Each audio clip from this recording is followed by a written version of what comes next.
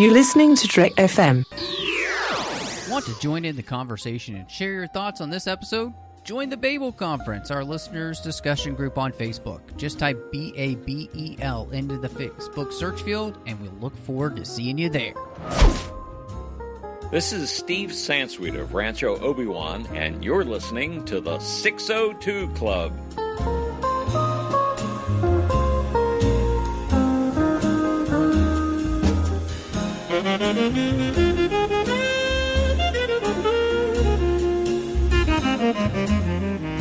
Hello and welcome to Trek.fm's local watering hole, the 602 Club. I am so excited to be here. Now, bad news, Christy was not able to make it. Keep her in your thoughts and your prayers as she is sick and dealing with her Crohn's disease, and so she will not be able to make it. And I know you're all giving you those big Ethernet hugs. Yeah, we're going to call them Ethernet hugs to her and letting her know. So, yeah, please reach out to her on Twitter and let her know that you missed her over on Bespin Bell on Twitter there. And hopefully she will be back next week because we are going to be talking about Stranger Things Season 3.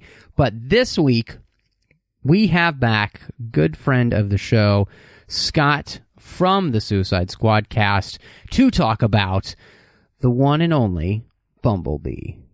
And I just heard everyone just let out a giant sigh, like, oh, we've got him and not Christy. Dang it. Yeah, I'm sure they feel the same way about me, too, so, you know. But we're going to do our best. This is going to be fun, since we had talked about the original Transformers movie, and not the original as in the animated movie, but the Michael Bay's first film. And I'm really excited to get into this one as it is a prequel to that. But before we do that, don't hesitate to reach out to us wherever you get your podcasts so you can find us. Make sure you're subscribed to us wherever you get your podcasts. And if you're on Apple Podcasts or iTunes, please do get us a star rating and review. Let people know what you think of the show. Scott knows it helps big time when people review your show. And you know, those star ratings do too. So give us those. And if you do that, if you leave us a written review, we will read your review on the show. That's how much it means to us that you would spend some time to do that. Of course, you can find us online on Twitter at Trek.fm. We're on Facebook at facebook.com/TrekFM. We're also, we've got a listeners-only discussion group, so if you like all of the things we're doing here on Trek.fm, all the different shows, if you would like to talk to any of the listeners from around the world, go to the Babel Conference, which is housed on Facebook.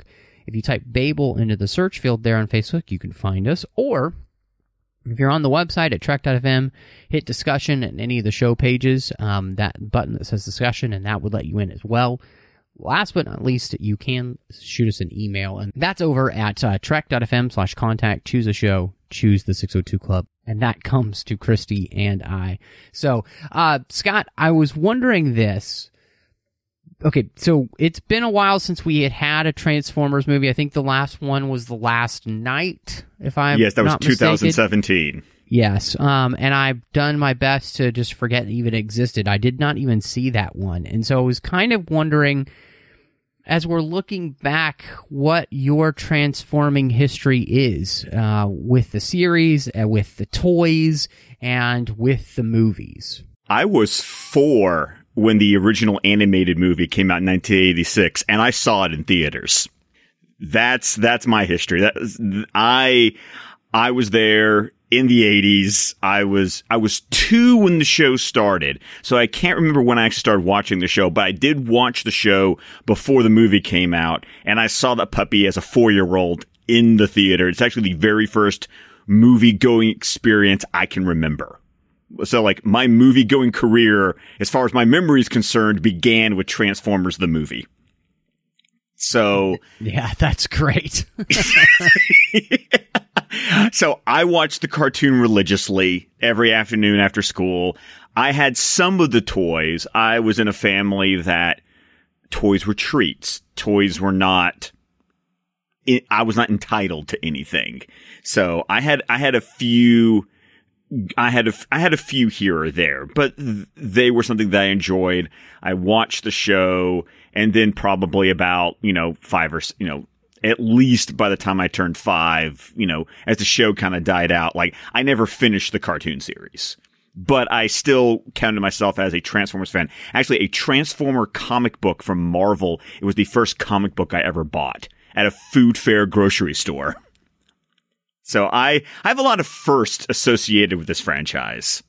Man, that's incredible. So then when they brought out the movies, Michael Bay's first Transformers movie and that series in general, how did you feel about that, and did you get into it at all?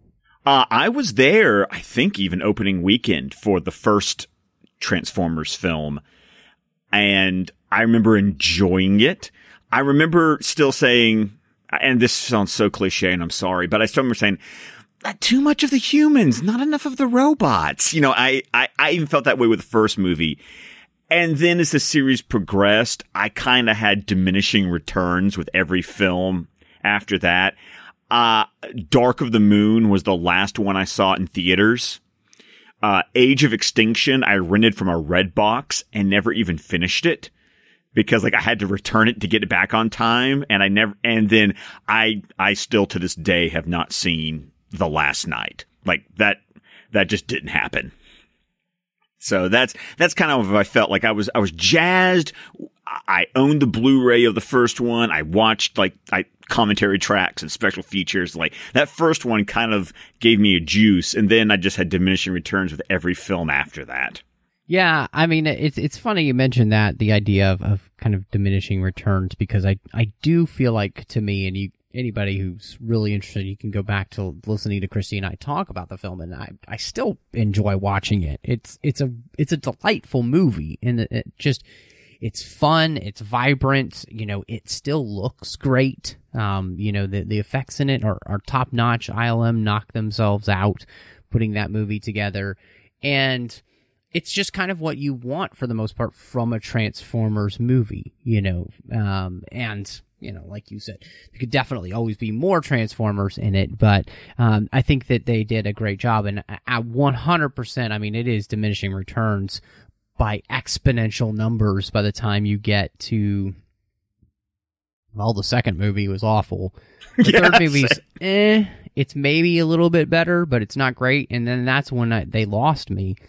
And so, kind of coming into this one here with Bumblebee, when they announced it, and how are you feeling? Was this a movie you got any excitement about coming out last year? Because it came out in 2018 during the Christmas season, and honestly, I kind of feel like it got lost in the ether of movies because Aquaman came out and totally overshadowed it and everything else last year. So I didn't really hear anybody talking about Bumblebee. When I heard about the idea of the movie, I'm going to be honest, my reaction was I couldn't care less. When they announced the idea, I wrote it off.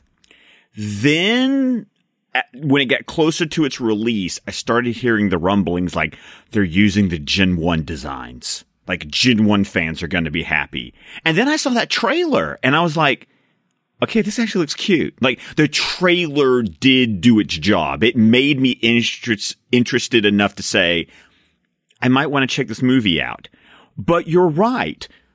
In that 1 week, you had Mary Poppins Returns, Aquaman, and Bumblebee come out, and I saw Aquaman that Thursday. I caught Mary Poppins Returns as kind of the big family get-together a couple of weeks after that.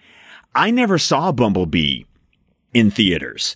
I had various personal reasons. Transportation, things were going on in my life that were not conducive to me catching this movie in the theater because I, quote, didn't have to, if you understand what I'm saying. So I actually caught this movie almost 2 months ago to the day, renting it from the Redbox and just watching it with my 2 sons. That was the first time I watched this movie, was back in May of this year. Yeah, for me, it's funny because I remember seeing the trailers and I was thinking, I think what happened is as we mentioned, the Transformers series became one of those where it was like, oh, you fooled me too many times, you're not going to fool me again, which had happened with, like, the Pirates of the Caribbean series. Like, I haven't seen, I think, the last 2 of those, or I don't remember how many more there have been, but, and so it was just like, I'm not going to go see that. And then I was in Dallas for Christmas, and I was there over an extended period of time, and so I had some afternoons where I didn't have a ton to do, and this had been getting good reviews. And so every once in a while, a movie will come out, and it had happened already at that point that year because Spider-Man Into the Spider-Verse had come out, and I had kind of poo-pooed that, and I was wrong. It's a wonderful movie, and I still hold it as the best Spider-Man movie ever made. So Amen. I was 100% wrong on that one. I thought, well, maybe I'm wrong about Bumblebee. And so I did go ahead and go see it, and I would say, for the most part, kind of pleasantly surprised in the sense that I feel like this movie did a great job of being much better than I think it had any right to be, and just it was fun and all of those kind of things. And so, coming into this history, I had so much baggage, and this did a good job of, I would say, not to kind of ruin how I feel about the movie completely, but it took away a lot of that baggage that those other films had created, and it made a movie where it's like, oh, okay, I own this now at my home, and I showed it to my wife. She had never seen it, and she thought it was really cute too, and so it's probably one we'll watch every once in a while when we just want something really light and fun, and it's nothing too super heavy. It's just an enjoyable romp with a robot. And I think, again, that's not what I expected at all, especially coming off the travesty we'd had. And, in the end, too, reviews are not necessarily good aggregates of what, if a movie is really good. But this one, I remember, I feel like, I'd have to look it up, but I feel like this one was in the quite high 90s. 93%. I checked it. Okay. Yeah. Yes. So, I mean, that's actually, when it comes to this type of movie, that's a great aggregate. So, although every Marvel movie seems to get that kind of rating too, and I don't necessarily always agree with that. So, anyway, that could be a whole other show. And we won't go down that road. But how did you feel then coming into this and watching it and knowing that this would be a prequel to the previous Transformers movies? I was kind of watching it going, okay, how much is it going to feel like it needs to connect itself to, as colloquially, the Bayformer movies? I was like, how much does it feel like it needs to explain stuff? And to be honest, except for a couple of things that are almost throwaway and cute and like winks to the audience, it doesn't try to do that. I mean, except for including Section 7, a cameo of a younger version of a character that we'll see later, and then at the end saying, oh, and this is how Bumblebee becomes a 1977 Camaro. It doesn't feel like you could watch this film I will say 100% you could watch this movie by itself, never seen any of the previous films, and you would be perfectly fine. And I think because they start the movie off with the fall of Cybertron, they really set this film apart where it can stand entirely on its own. I think, to me, those were the smart ways in which this movie is a prequel, because by kind of doing the job that none of the other Bay movies really had, and again, I've only seen 3 of them, I never saw the others, so I don't know if they ever went back and talked about the idea of why, what was going on Cybertron, how they lost their planet, the reason for Transformers being across the galaxy and specifically on Earth. All of that gets explained within the first, 3 minutes of this film. And like you said, it is not about necessarily filling in any of the gaps, but it fits perfectly with everything we knew before, and it doesn't matter if you'd seen those other films. In fact, if you see this film first and then you went to those other films, you would appreciate it. But it was not dependent on, in any way, shape, or form of you having seen those other films. And so in many ways, this is the kind of like perfect prequel in that sense. Like, it does the job of connecting and all of that stuff, but in a way that doesn't detract or hurt or take away from the story that they were telling in this movie with Bumblebee and his new friend Charlie. And I thought, to me, that was really strong. And like you said, the way that they then like wink to you at why he's a Camaro is fantastic, because one, he's hiding himself because he's already been the Beetle, and people know him as that, and so this is his next disguise. And two, again, it's just that wink to the audience, like, yep, when you see that next movie, you'll know exactly why he's in that form instead of the Beetle next time. Yeah, exactly. But then this film, I'm not sure if some people would call it pandering or nostalgic, but the fact that in this film, all the robots have the 1980s cartoon designs, like, this was a movie that I could actually look at the Transformers and go, oh, I know who you are. You don't even have to name them. They don't even have to speak, but they made them look enough like the way they, and I hate using this, but I'm going to do it, quote, supposed to look like, that I go, I'm just watching the movie going, oh, it's RC. It's Starscream. It's Skywarp. It's Thundercracker. Like, I had the visual language of going, oh, I know who these robots are now. Unlike some of the Bayformer movies where I'm like, okay, who's that supposed to be again? Because they're nodding at the design, but it's so different enough that I need you to tell me who they are. Just to confirm for me, who is this robot supposed to be? Now, the one thing that was very funny to me was that, and I get that this is the way it is with the cartoon and the comics and all of that, but it's like, they're on Cybertron. Why do they look like cars?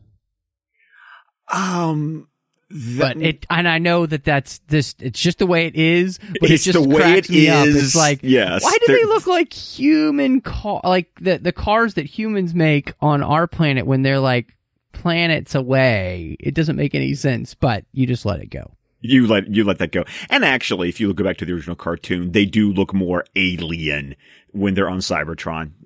If I'm going to put on my nerd glasses, go, well, you do know that back in 1984, that's something that the movies specifically do, that, they have wheels. And so that's beside the point. But no, I think you're right too in this one as well. It allowed you to make sense then, though, of the evolution of the characters then in the next films, because the fact that they would look slightly more modern than just, an 80s, truck, the reason why, Optimus Prime has a slightly different look, he's a different type of truck than the one he is in the 80s. Like, all of those kind of things that they do a very good job of kind of hinting at why that's different, especially since they just show you that Bumblebee can choose to be any car or any machine he wants when, he's the army Jeep, the yellow army Jeep at the beginning, which is great. And then, of course, chooses the Beetle, and then in the end becomes the Camaro. So they just kind of wink at all that stuff, which is, it's explaining it without really explaining anything. And that's fantastic stuff. And when you notice that whenever they choose a different vehicle to transform into, it also affects the look of their robot form, which goes to that evolution. Well, why do they look different? Well, if you pay attention, even their robot forms look different throughout the movie, especially with the Decepticon triple changers. Their robot forms subtly, with no explanation, but they look different when they go, oh, they were cars. They then scanned the Harrier and the helicopter. And then when they turned into robots again, their robot forms look different because now they've accommodated the fact that now they can turn into those vehicles as well, right, which allows their robot form to consistently evolve throughout the series. Yeah, no, absolutely. And I think that's just a smart design. I mean, they really, when you look at the way they do this, they take that stuff into account. And it does feel like, especially in this movie, it did really feel like they were trying to pay attention to the pieces of a Beetle, and what that would look like then in Transformers form, instead of a little bit in the Bay movies the other way around, you know? So yeah, I think that again, it's just really smart. And as a prequel, this just again works perfectly with those next films. But we can say this wholeheartedly: if you've never seen those films and they kind of turned you off, this might be a film that you really, really enjoy, because it does have, I would say, a slightly smaller scope to it. So I think it has more heart to it, is what I would say. It is a completely different tone, in my opinion. Like, you almost wouldn't believe that this movie is in the same franchise as those other movies, because this isn't a Michael Bay movie. Like, Michael Bay didn't, and I don't mean that as a slight, because I can enjoy a Michael Bay movie, but this isn't a Michael Bay movie, which makes it its own animal within the franchise. Yeah, you know, I think what it is that this movie is specifically trying to basically be a John Hughes type of movie. And the other Transformers movies are definitely trying to be more of like the 90s action style films, obviously, with Bay. And so, but I wouldn't necessarily say I was never, in that first movie, I was connected to those characters and what's going on with them. But I do think that because this movie isn't quite so epic in its scale, because it just has a smaller scope, it's focusing more on just one of the characters, and it has less Transformers in it as well. Everything is smaller and therefore feels a little bit more intimate because of that. And I think it does lead many people to feeling like this movie does have more heart to it, like you said. Like it just feels more intimate, which I think is good. You know, I think you want, especially the prequel movie, you do want the film to feel smaller in scale and scope than what comes previously in many ways, because this is the beginning, not the epic end. So right. Well, and you said it, you know, it wants to be a John Hughes movie. I felt like it wanted to be an Amblin entertainment movie, because yep, very similar. Because I saw the relationship between Charlie and Bumblebee, especially because they made the choice of having Bumblebee's memory cells be destroyed, well, not destroyed, but severely damaged, that his childishness, I got an E.T. vibe through so much of this movie because of how childish he was allowed to act. And I thought that added to that 80s human with the alien friend. And, you know, and that was a trope you saw a lot in 80s movies. And I thought this movie played on that trope, but did it so successfully that I wasn't rolling my eyes at it. I had more of a sense of, aww, as I watched the film, and like, I like this feeling. Yeah. You know, I think that's one of the things that I really enjoyed too. And I think it's a great time to talk about Hailee Steinfeld, because I feel as though for her cast as Charlie, I don't think I would like this movie as much if it wasn't her. I think she sells every single part of what she's going through, because honestly, what she's going through is kind of cliche in film, you know, the loss of a parent. I mean, what Disney movie have we not had that happen, you know, where they don't have a parent, you know? And so, but I think she's just the type of actress that makes you feel for her as she's moving forward. And she's just so natural and likable that I want to follow her along in the story, and therefore her relationship then with Bumblebee, the moment you get to the end and she's trying to save his life and it all comes out that this is exactly what she would have done for her father if it had been in the same situation, that Bumblebee has kind of become a surrogate for what her father was. And so I think that she was pivotal casting here, and I really enjoy most of the things that I've seen her in. And, I can't imagine this movie without her, honestly.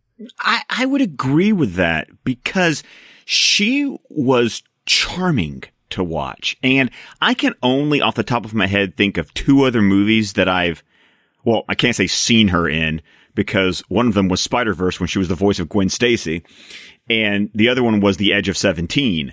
And it's kind of funny watching her play in that one a very misanthropic character. And in this one, she's very relatable and very sympathetic, and you feel for her, and you want what's best for her. And you kind of look at her life and you go, it's not a bad life, but I understand why you have issues, and I'm okay with that. And seeing that journey of Bumblebee kind of opening her heart back up was just adorable, to be honest with you. Yeah, and I think she has a way of making you believe that she's actually going through these things. And again, I don't think that that's really something that everyone can do. I really appreciate the fact that she's done such a great job of, and they honestly just did such a great job with the casting here. It really is phenomenal. And so, I have to ask you, I feel like she would make a great Batgirl. Yes. And considering who wrote the screenplay for this movie, I would not complain about that one bit. I mean, she is writing the script, the Birds of Prey movie. So, I feel like, it'd be great to see her. Yeah. I could totally see her as like as a Batgirl year 1. Absolutely. I would get behind that casting. Yeah. Yeah, I like it. So, what did you think then of her friend / I guess semi-romantic interest in Memo, her next door neighbor who befriends her and Bumblebee, but also he likes her. That was cliche, but didn't bother me. But he's one of those characters that he's there. He does what the plot requires of him. He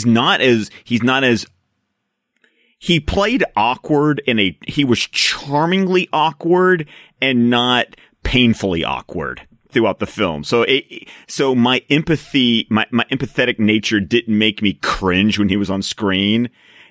He was fine. He was enjoyable enough to watch. He wasn't painful to watch. He was there doing what the plot needed him to do.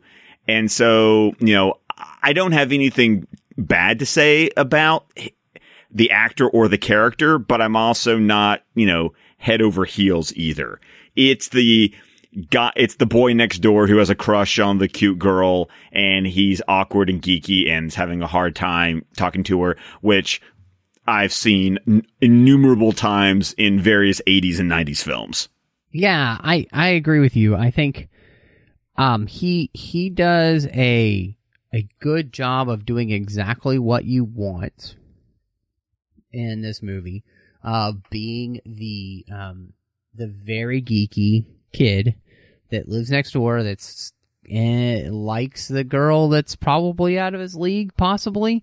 And yet what I love is that, I think they show throughout the movie is that they both are kind of geeky in their own ways, He might be more classic geek in the sense that obviously he's got, Star Wars posters and, Indiana Jones posters and E.T. posters and stuff all over his room. But at the same time, because of that, I feel like they kind of understand each other. They're both outsiders. They're the outsiders in this movie, and, they're not part of the popular crew, and I think that allows him to be able to understand her. And I think what I liked is, kind of the way that he does pursue her, even in romantic senses, is very understated, and it's not the main point of the movie. And I think they handle that pretty well. It's cute, and you kind of know where it'll go in the future, but it's not really the main focus of the movie. The main focus is the story of Charlie kind of finding herself again after the loss of the foundation of her life, her father. And Bumblebee and Memo, in some ways, help her find a new sense of normalcy, which I like that he's a part of that, which is kind of great.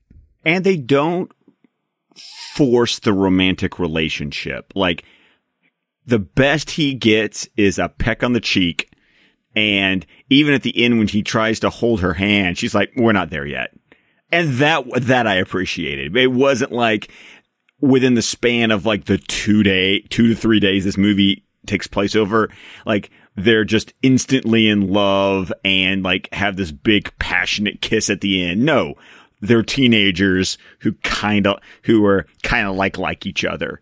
And, maybe their relationship has been accelerated slightly just because of the adventure that they have participated in over the course of the film. But it's not unrealistically accelerated like mini films would do. Yeah, that I think you make a great point in the sense that, having that realism and that, it really has only been a couple of days that they've known each other, and even if you really like somebody, you don't always move that fast, so, and again, I think it plays off well because we're also moving our main character from one place emotionally to another. And that sense of healthiness that she has by the end of the story is brand new, so it's not always the best time to jump into a relationship anyway. So again, there's a wholesomeness about it, which is actually really nice. And you just don't see in a lot of movies these days. And I think that's really excellent. Like, that's something praiseworthy in a movie, that they show characters being reserved physically in a relationship, by not just rushing into something, hopping into bed with people is not usually the best idea, especially when you're a teenager. So, when you've just had a major emotional changes in your life. So again, this movie is there's a wholesomeness to it, which is excellent. And it adds to the rewatchability of this film. Because, I've seen it like 2 or 3 times in the past couple of days as I was prepping for this podcast. And the fact that it is a PG-13 movie, but I had no issue letting my 6-year-old watch it. Like, that is astounding to me that, wow, I'm okay with there's nothing that makes me go, I'm going to have a talk with my son after I see this. No, he can watch this. There's a couple of bad words, and he knows they're bad. Either he doesn't know they're bad words, so they don't connect with him, or they know they're bad words, and he knows not to repeat those words.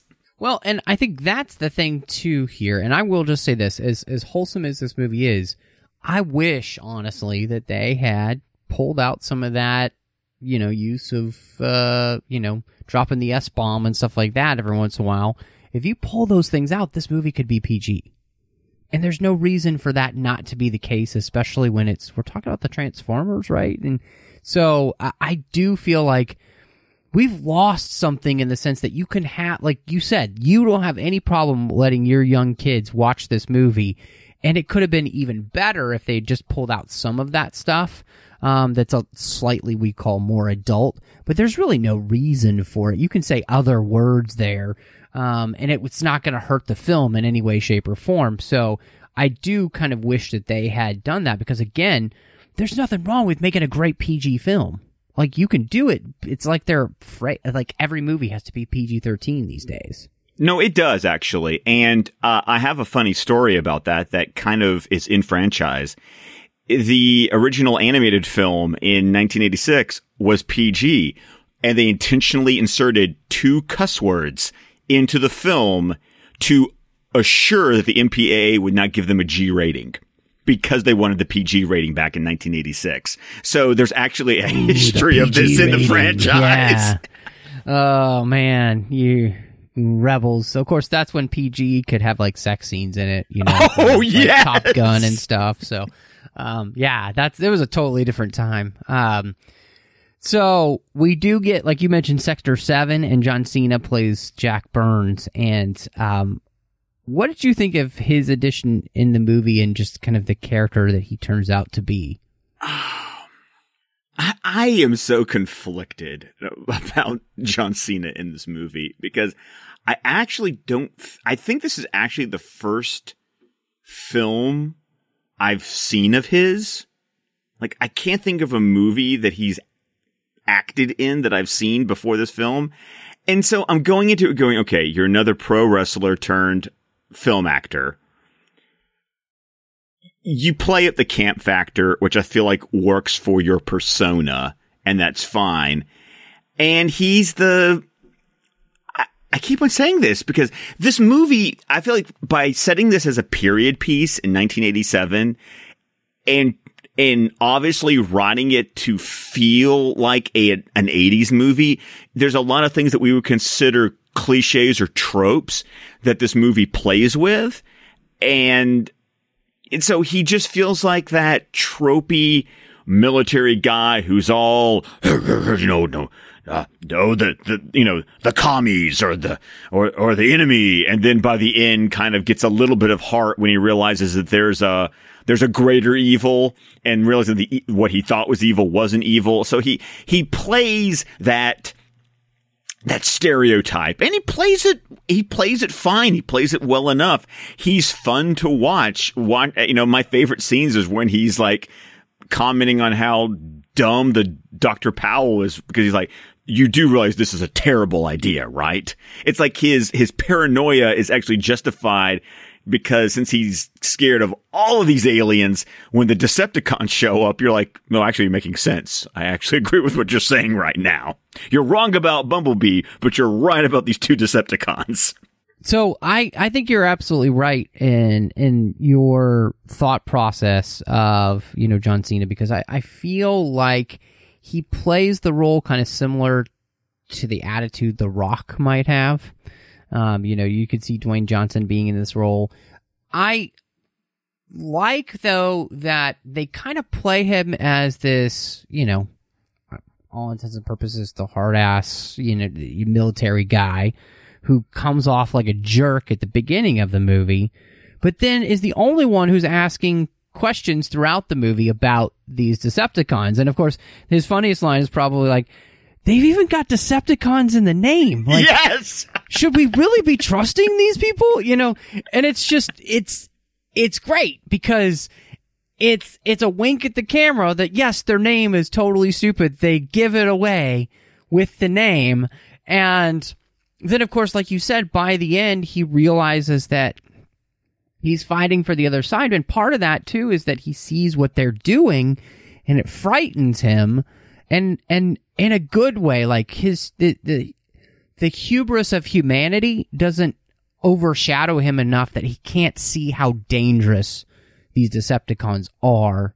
And even feeling like that, they're showing them the way to defeat them. Well, and to find them and all, like, yeah, but still, they're like way more powerful than we are. So if they really truly put out a call, do we want more of them coming? So, like, again, he's the only one with brain power in this movie, which is shocking coming from what you would think is just going to be the meathead military guy. And I kind of like that, because in the, I would say, like, say Man of Steel, the military is shown there to be competent men and women who actively then are working with our hero instead of against our hero. And that's what we end up getting in the very end of the movie with John Cena.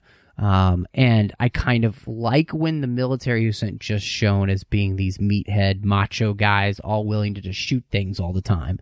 So I appreciate that they flipped it around a little bit. So. Well, and that's something that carries over from the earlier films in the franchise, because in Michael Bay movies, he has a great respect for service members. And you get that with that squad that we meet in the first movie, and it carries through, at least the first 3 movies that I actually watched. So I think the difference here with Jack Burns is that he's former military and now working for Sector 7. And there's always something about when you start working for the clandestine government, organization that makes you, that takes you like down a notch to like, you're supposed to be even more evil. You're not even like proper military anymore. And yet his military background, which they hint at very quickly at the beginning of the movie that he was in Grenada, and that scene with him training and like shooting the guy with a paintball gun was very endearing for his character. Yeah, that was, he comes off like he's going to be a total jerkwad throughout the entire movie, and then he slowly makes that change. And it's just kind of nice to see that happen. So, what did you think about the rest of Charlie's family here, with her younger brother and then, of course, Ron and her mom? You know what? They're there to be comic relief. They're there to be the, oh, this is my crazy family that I can't stand. And they have to be just annoying enough that you're sympathetic with Charlie when she gets annoyed with them. But they weren't completely off-putting. And in my mind, I saw them as a parallel to the Witwickies in the Bayformer films, but not as annoying as Sam's parents were. Like, Charlie's family could be annoying to her, but they were never obnoxious to the audience, in my opinion.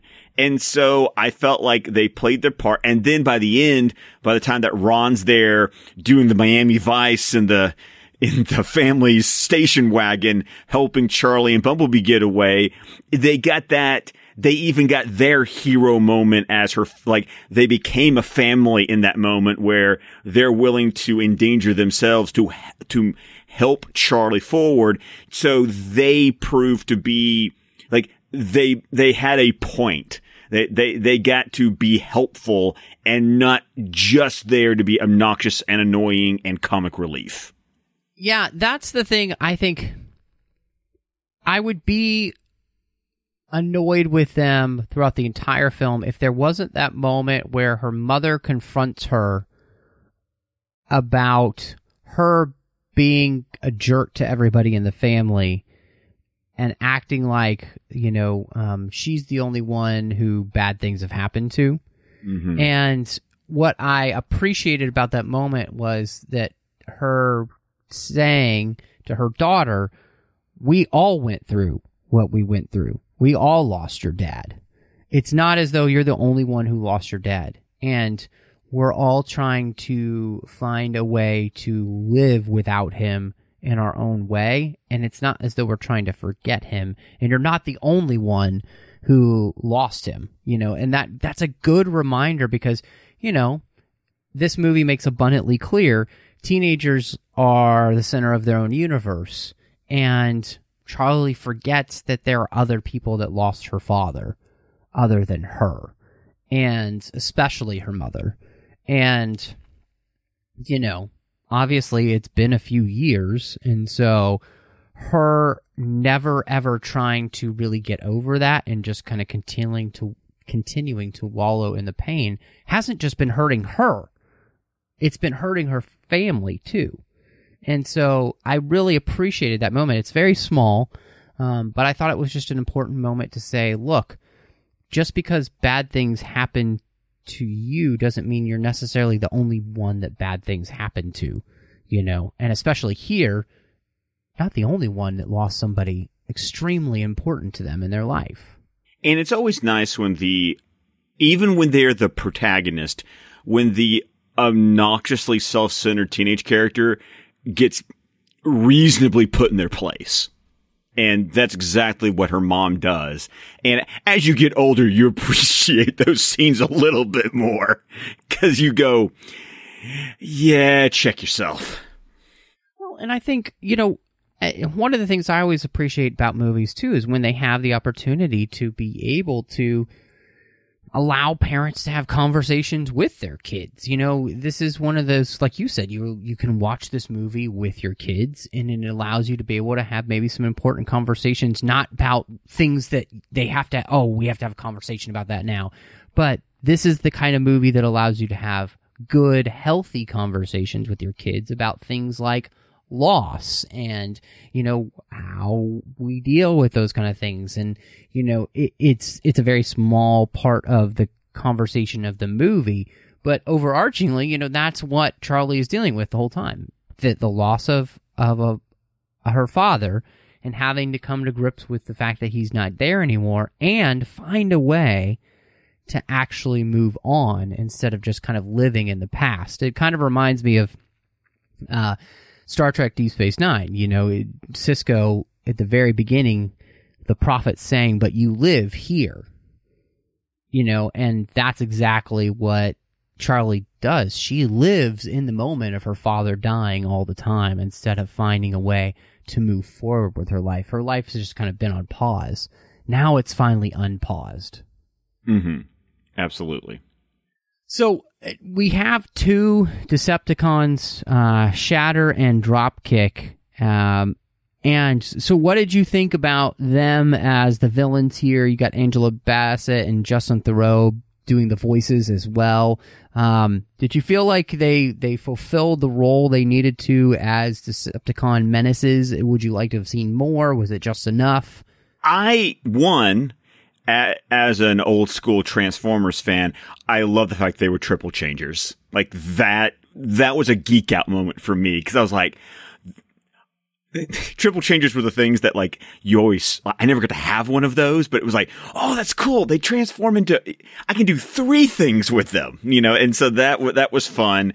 And I like the fact that they really did they let them kill humans in a not gory, like it was gory without being gory, because they like exploded into goo, which is they turn into water almost. Right. So it's benign enough that, once again, I'm watching it with my 6-year-old, and they don't they don't explode them into chunks of meat and bone.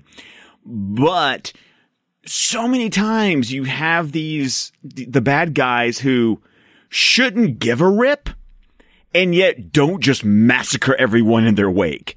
And the fact that these two Decepticons got to do that multiple times in the movie when they felt like it, I kind of appreciated the villainy of that.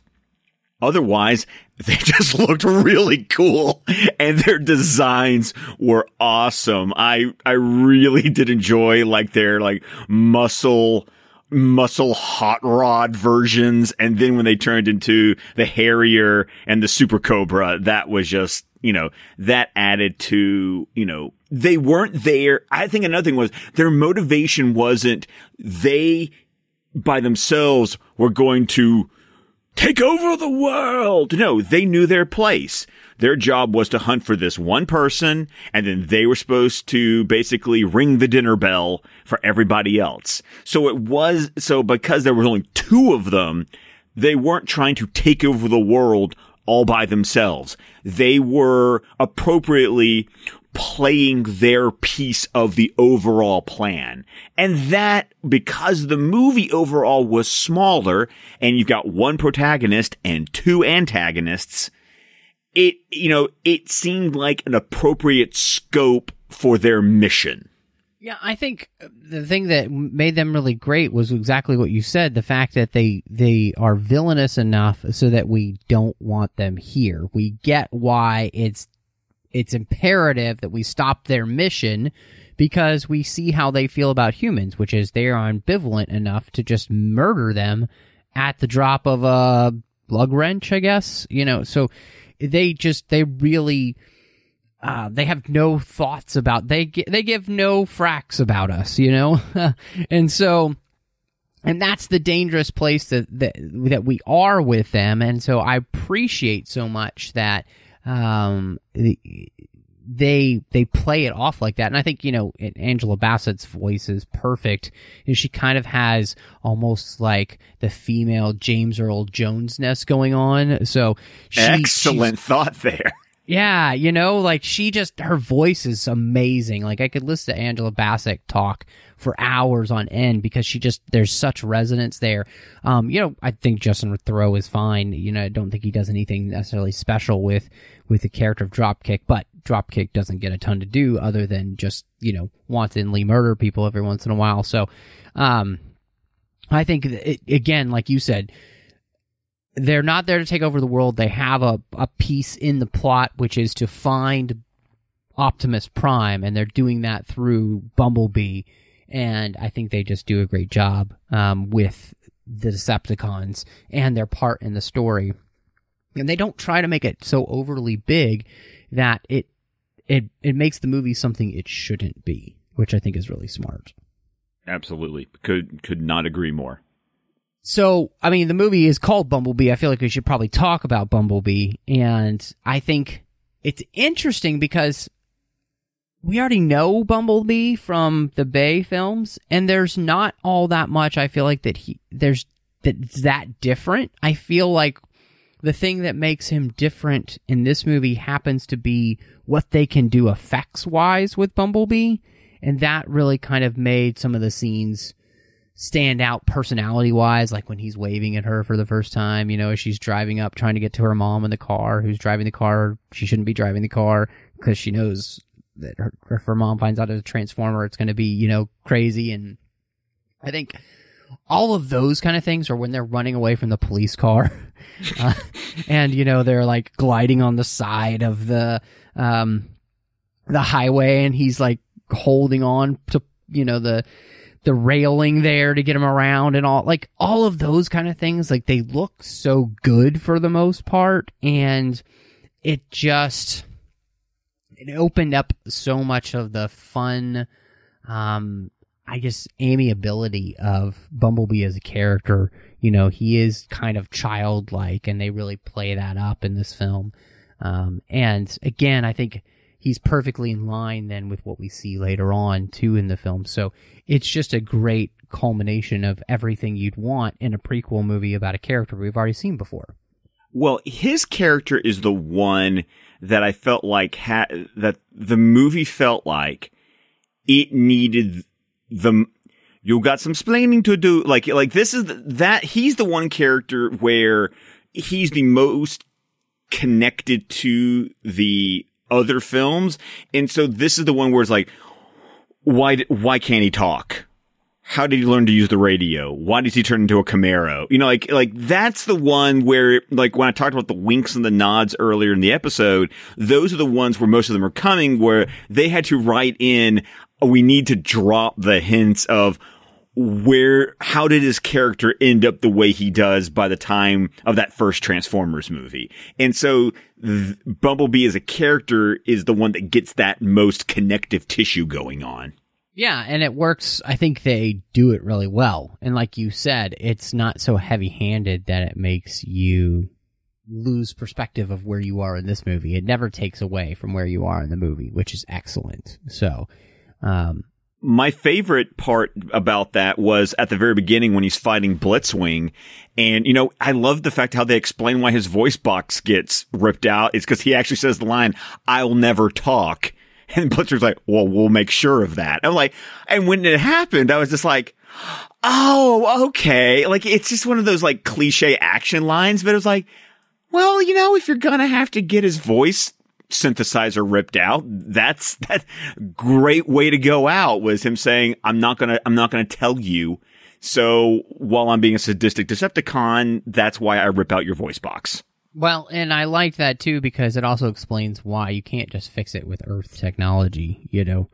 It's not something that would be easily overcome then, even by Bumblebee, because what they would need to create that doesn't even exist here and might not even have all of the materials needed. So again, it like you said, it's just a very effective way to make that happen. So you're set up for the subsequent movie, but without making it something where, oh, it takes you out of the film because we made such a big deal out of it. No, it's a part of the flow of the film, and it makes sense in the fight and what we know of the Decepticons anyway.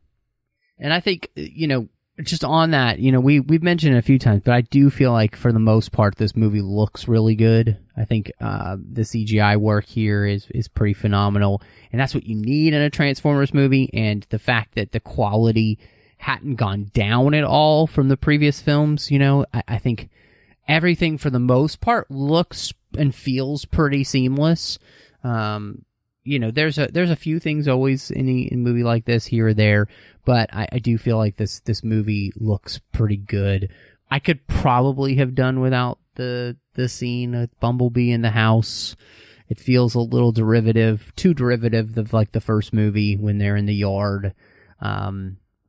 Anyway, but otherwise, again, I think this movie it looks great. And that's the thing that again, great effects are ones that become ones that you don't really think about. And I think for the most part, I don't really think about the effects in this movie because they're great. I think the change in the character designs helped the transforming it was simpler. It wasn't as overly complicated. There didn't seem to be as many moving parts as they were in the Bay films. And I felt like that, because I get the sense this movie had a smaller budget. It looks not as splashy as the other films, because once again, the film didn't need to be. So the more stripped down designs of the Transformers, the more simplified, allowed for the transformations and the fights between the robots. Like, I could follow the fight. I knew what was going on. Speaking of like Revenge of the Fallen and how I could actually lose, like, who am I watching? What's going on? What's this fight all about? This movie never had those issues. And I felt like it served the film to make it look better when it came time for the robot versus robot fights. Yeah, 100%. And I think it obviously helps that they don't have as many Transformers, and so they're able to just focus on what they do have. And I think that makes a big difference. And by not overworking the plumbing, they made it much easier for themselves, so they could really focus on what they need to focus on and make everything look great. And like you said, again, too, this movie has a smaller scale, and I feel like there's a sense more of tangibility, just because of the smaller nature of the movie, which is good. I mean, we're almost always, I feel like, not on some kind of set where we feel like we're, in a real environment. And so that always helps too. The realer the environment is, the more you feel your brain works in the CGI rather than the other way around. And then on the kind of the flip side, that the Cybertron prologue looked great. I mean, I was literally sitting there going, you can make a whole movie just about this part of the film, because it looked good. It looked good. And for an entire CGI world, I mean, like, everything you're watching in that prologue is CGI. There is nothing practical or real about that at all. And yet it still looked better than some films I've seen. Like, the CGI still looked better than some films I've seen recently, and still looked more tangible to me. And it very much reminded me of, there was a PS3 game. There was War for Cybertron and Fall of Cybertron. And the designs looked like a combination of that and the cartoon that it was a great way to start the movie, and it really felt like, no, like if they're going to put their money into a big CGI fest, do it in a little 5-minute segment right there at the movie to really kind of draw you in, which it worked for me, and I didn't feel like the film suffered at all. Yeah, no, 100% agree with you. So one of the things that has been happening in film, I would say, in the last few years, seems to be a nostalgia fest when it comes to everything. But specifically, we seem to be on a kick, which is to take old songs from previous eras and kind of almost build an entire movie around when they play. And so the soundtrack here is full of 80s hits. And it feels very similar to a lot of other movies that have been using, these type of film, these type of music moments to bring back feelings to the audience. How did you feel about how that works in this movie? And did you ever feel like they were trying too hard or trying to make you forget something that's happening on screen with a nostalgic moment and cover up some cinema sins? I mean, did you ever feel like that and all? Because sometimes I feel like, and I'll just be honest, sometimes I feel like that's happening in movies these days by using this type of music where you start bopping along to Higher Love and you're not really necessarily paying attention to whether or not they're shortcutting something or, any of that, those kind of issues. I'm going to be honest, this movie didn't, I know exactly what you're talking about, and I have had films where I have felt that way, but I didn't feel like this movie was trying that hard. And I mean that as a compliment. Like, they weren't putting a lot of effort into it. I mean, actually, one of the musical moments in this movie was a moment that made me grin like an idiot the first time I watched it a couple of months ago. I'm kind of curious, do you know can you guess what the moment was? I don't know. Which one? I'm not sure. Okay. Going back to my Transformer geekiness, when Charlie and Memo go to the cliff where the cool kids are hanging out, and they dare her to dive off the rock, and Bumblebee smacks her with the door and then starts playing, "You got the touch, you got the power." Yeah. And that song is originally from the 1986 animated movie. It's from that soundtrack. And so for me, I'm sitting there going, okay, that's just a cute Easter egg that, maybe a handful of us who are Transformer fans actually get why that particular musical choice is so freaking appropriate. But that's what the music did for me, was playing that particular song that's literally from the very first Transformers movie ever. It just made me grin. And so is that nostalgia? Absolutely. But did it work for me? Absolutely. And then the rest of the song choices, I didn't feel like, oh, here's the obligatory 80s song that you play. Actually, my 3-year-old, even today, was saying, play the Bumblebee song. And he said, it's Hit It. Play the Bumblebee song. And he told me what it was. Oh, you mean It Takes Two to Make a Thing Go Right? That's the song you want me to play. and actually bought the Bumblebee soundtrack after watching this movie for the first time because my boys wanted to listen to it. They get on a kick of between this and the Ready Player One soundtrack. They were like, we want to hear those songs, not knowing that they're 80s songs, but they were like, play the Bumblebee song, play the Bumblebee song. And so actually it just works for me. And it's made driving in the car kind of fun that my 6-year-old, 3-year-old want to listen to 80s rock. That's great. Yeah, I specifically asked the question like that because I feel like many movies do that these days. But I do feel like this movie, like you said, it didn't feel like they were trying as hard to create a moment with the 80s music as were trying to just pick the right song from that time period that Charlie would listen to, for the most part, that would fit. And that's the thing that I really enjoyed. And, when I hear It Takes Two, I always think of The Proposal with Sandra Bullock and Ryan, well, not Ryan Gosling, Ryan Reynolds. Where, they're singing and it takes two to think a thing go right. Anyway, I'll spare everybody that. But I felt like this movie did a good job using the nostalgia, and I didn't feel like it was. There were only a few moments where they really were calling up 80s things, like when Bumblebee turns on the TV and it's Pong, like that kind of stuff. There was a few moments like that really kind of jump out at you that this is the 80s, but it didn't feel like it was completely hitting you over the head every moment, especially in the soundtrack, to where like, yes, you're in the 80s, enjoy it. You're in the 80s, enjoy it. So I appreciate that.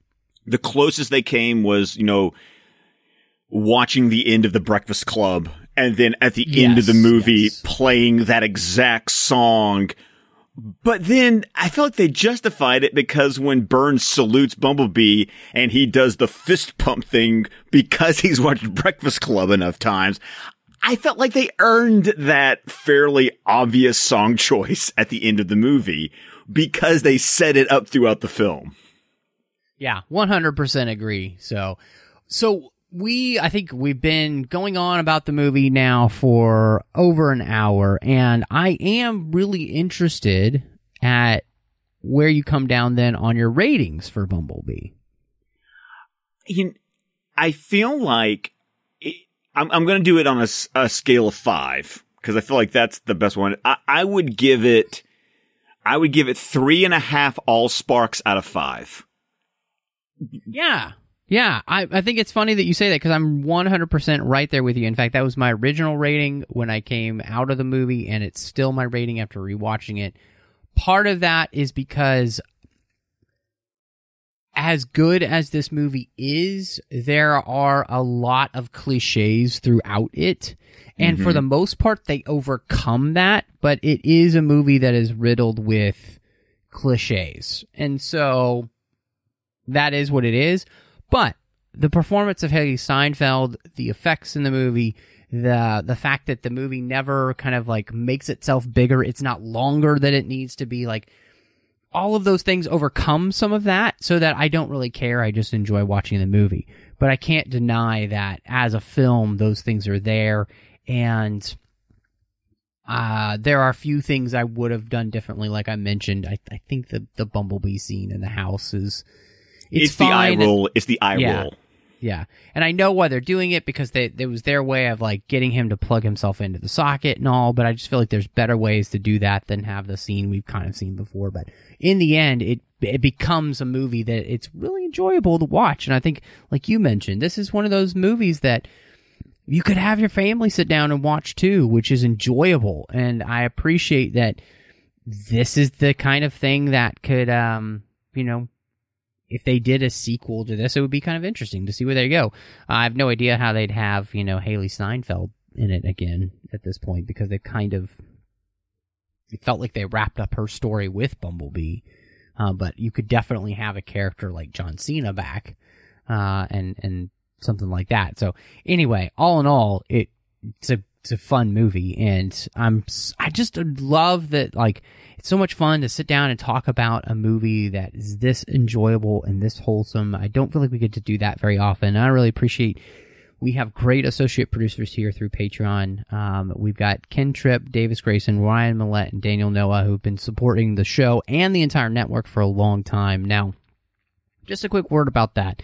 You heard this a million times over, but I just want to implore you, this is a very large network, and for what we do here through this network, there's no way that we can do it alone, and we really, truly do need your help to make sure all the podcasts that we do here on the network keep coming to each and every week. It's very expensive, and if we don't have the funds, we won't be able to do it.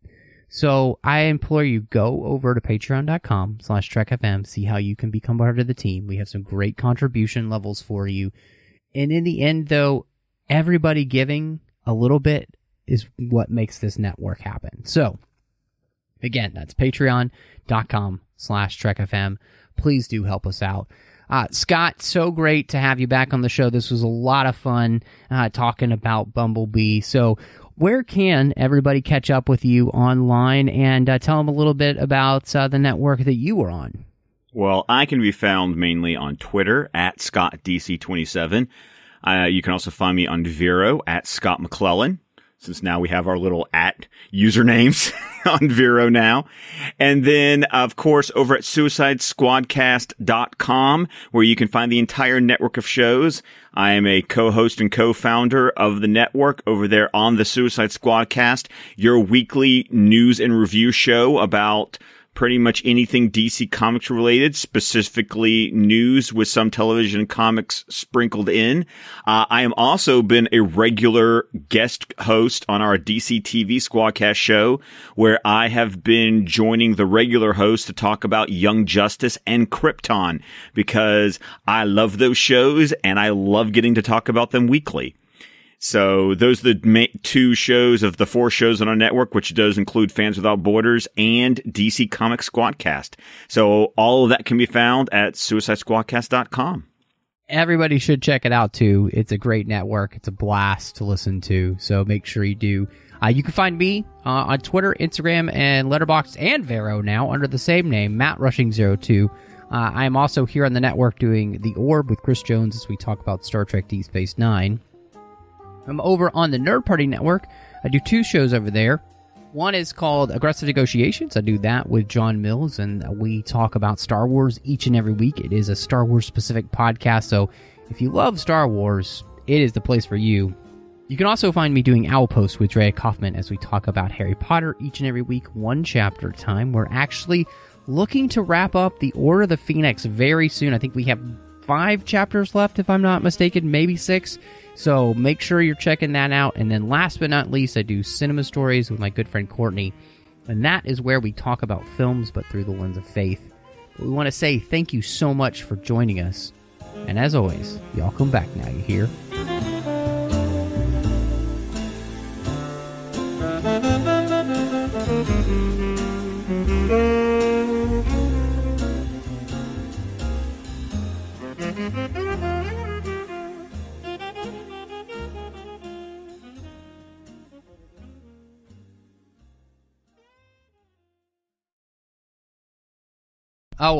I just, you'll appreciate this. I just finally got a chance because I just haven't had it.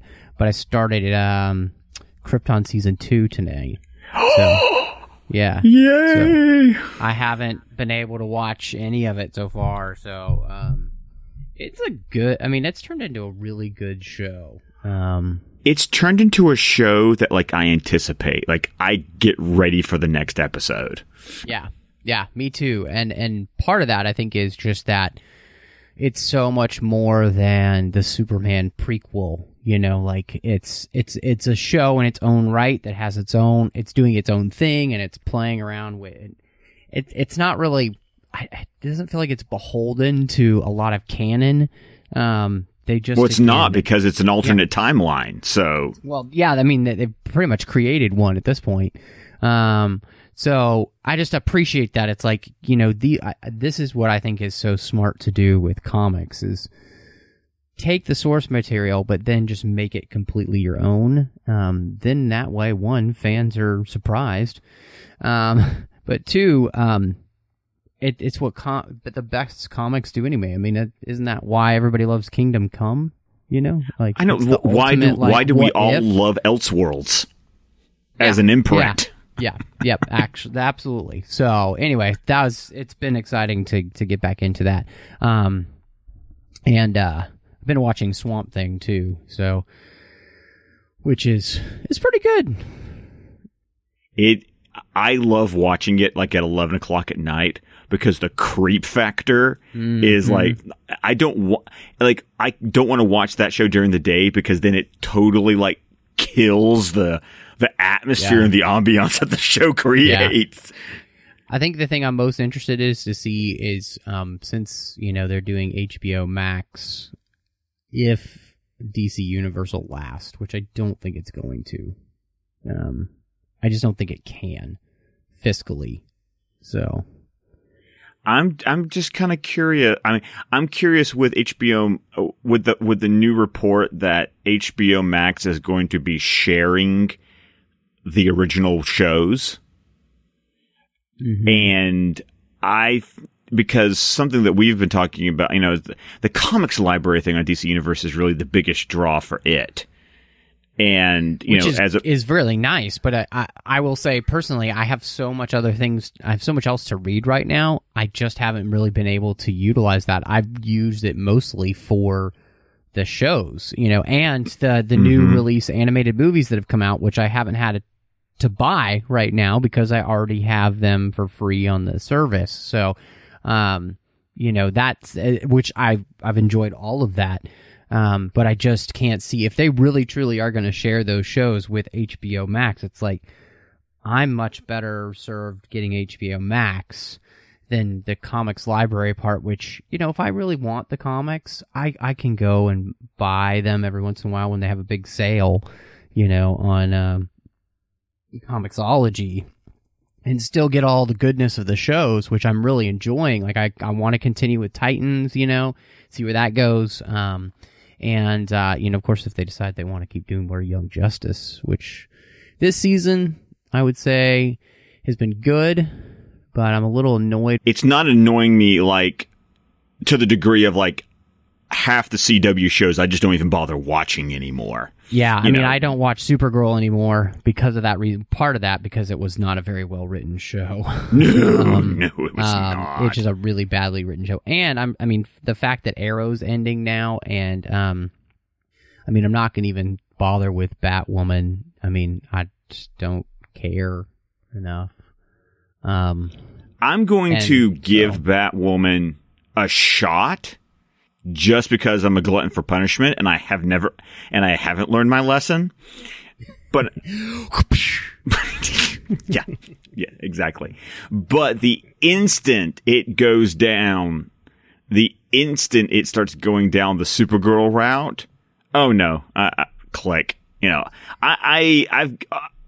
I don't feel compelled to watch the I can get 3 episodes behind on the CW show. Basically, it's I'll get behind. I still haven't finished Black Lightning from last season, and that's probably the best one of all of them, honestly. Oh no, that truer words were never spoken. Black Lightning finds a way to deal with the topical nature, but do it well. I feel like they just have good writing behind the show. Yes, and because the seasons are shorter, they're much better because they're not trying to play out too short of a story time over too long an episode number, which is where just The Flash was awful last year. This stupid storyline with his daughter just drove me insane. The only thing I loved about that was it brought back Eobard Thawne, which has always been my favorite part of that show. Yes. watching, and not just Eobard Thawne, but watching, and why am I blanking on his name? I feel so bad. Tom Cavanaugh? Watching Tom Cavanaugh play Eobard Thawne is just the lifeblood of that show for me. Yeah, it's greatness. And actually, I think the one my wife and I have enjoyed the most has been Legends of Tomorrow, and part of that is just because it embraces the absolute bonkersness of it, and that's why I absolutely hate that show. I despise Legends of Tomorrow with such a passion. That's funny. But I think part of it is just that they don't give a crap, in the sense of they'll just do whatever they want to do, which is truly comic book-ness, I think my thing I can is understand why people wouldn't like it. Oh, no, absolutely. Ray on our network, he knows I hate that show. He knows why I hate that show, and he loves that show. But he's like, but I get why you hate it, Scott. But that's why I love having shows like Krypton or the DC Universe Originals, because I'm like, this is what's feeding my comic book soul, because this is what I want. Yeah, I feel like it would be interesting to me if DC Universe had just been put into HBO Max and they decided to quit all the CW show crap and just start creating content like Disney is doing for, say, Star Wars with The Mandalorian, where they're really, truly going to do high-quality content in the Star Wars universe. Do that for DC, because you could do some really neat stuff. I mean, think about, like, what if you had the Kingdom Come miniseries, you know, like just stuff like that you could never do anywhere else, but you could truly do in that type of format. That's the stuff that I think would be gold. And see, for me, bring back Matt Ryan's Constantine show, but do it on a streaming network where you can do it frickin' right. True. Well, I mean, they're already kind of doing it, aren't they?